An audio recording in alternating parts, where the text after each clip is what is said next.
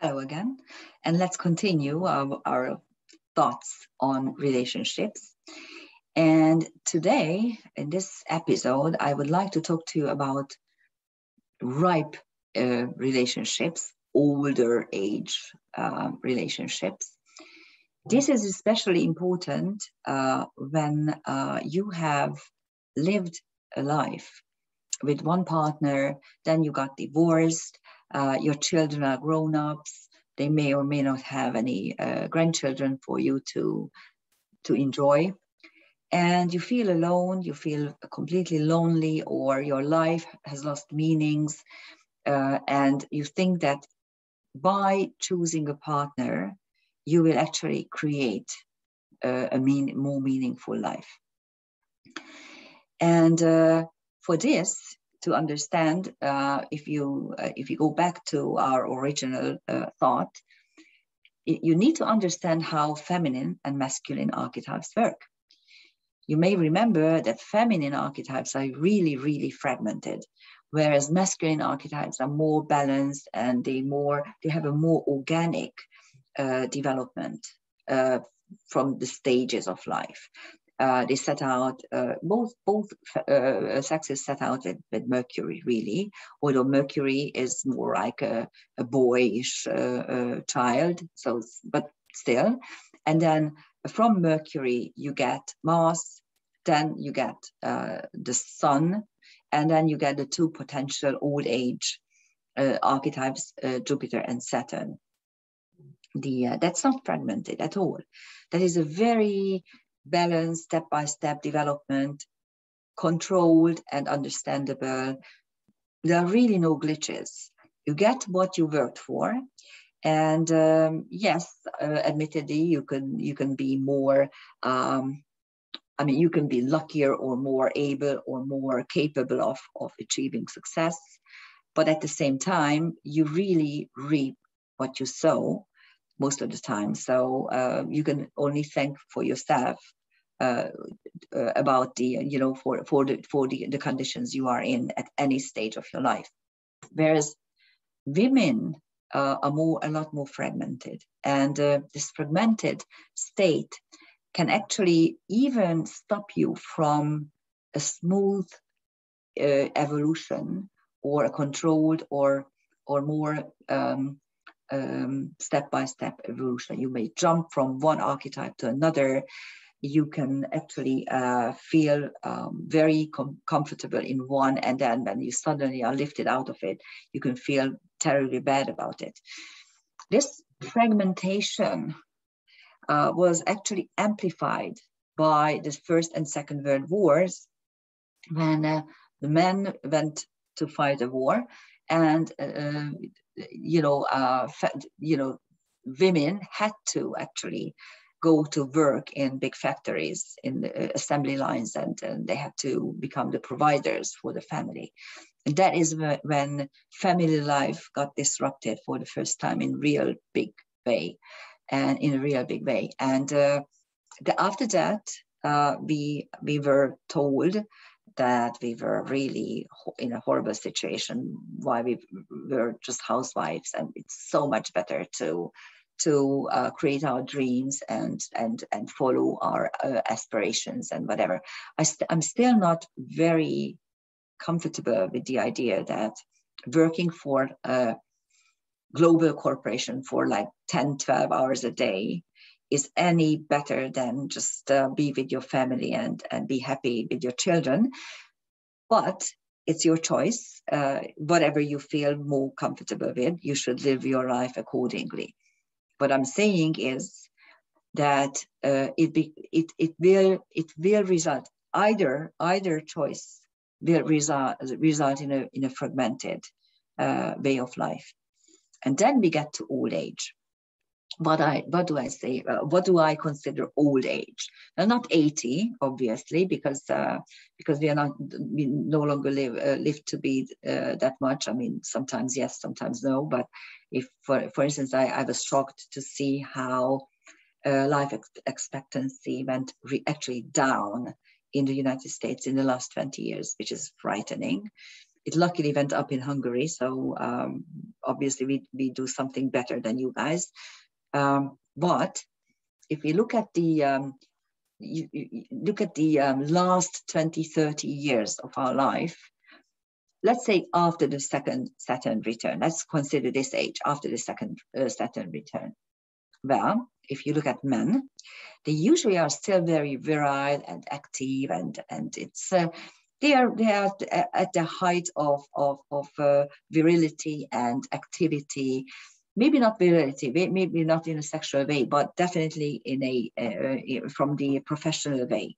Usually, that is when a man becomes professionally not just successful, but also has the power he craves for, or has enough income he craves for. So it's usually a very successful period. And for women, that is the outset of old age, really. By then, most women are in menopause. The children, if they had any children, they grew up. They usually, if you look around, I mean, our children started having children much later than we did. I delivered my first child when I was 20. My older son had his daughter when he was 38. So that is like almost 20 years difference. So which means that by our second Saturn return, by the age of 59 to 60 years of age, women have a very limited scope for having fun, okay, in the traditional way. Now, if you are still in a committed relationship with your first husband or your second husband or the husband that you had children with, even then you might be very lonely and disoriented, and you may have lost your sense of purpose. And in such cases, to have a new relationship or just enter a relationship, it's sometimes a great idea because it gives you a different scope. And if you are alone and you are afraid of being alone, and you're afraid that 5 years from now you are not going to be able to enter a committed relationship because no longer will want to talk to you, you might have a point. So let's look at what you can do. Now, dear sirs, let's put it this way, sirs and madams, I'm going to use these two old-fashioned words because I still believe in them and I don't believe in canceling them. So dear sirs, let's face it, when you are around 60-ish, you look at much younger girls usually. Now those girls, okay, around 20, 25, 30, they will only follow you. They will only even talk to you if you have enough money, if you look exceptionally good, okay, well, if your health is perfect, if you are interesting, you are witty, you are funny, you are smart. So you need to have a whole array of very important and interesting traits, plus a fair amount of money to be able to get someone who is young and beautiful. No one will even talk to you unless you actually show some sort of what I was talking about, of being on the top of hierarchy. Okay, let's put it mildly. And those who are more of your age might not interest you, because your role in nature is to impregnate as many women as possible. That was your natural task. And for that, nature constructed you in a way that you are going to look for mates who are much younger than you, who are still able to carry babies. So that is one way of looking at it. So it's an inherent masculine nature to find someone who is much younger than you, which is okay. But whether or not you can actually achieve it is a different question. But if we look at the other side of it, if you are not on the hierarchy, not very high up the hierarchical scale, the lower you are, the less chance you have to achieve those goals. Dear ladies, dear madam, let's face it, we don't have too much choice above 60.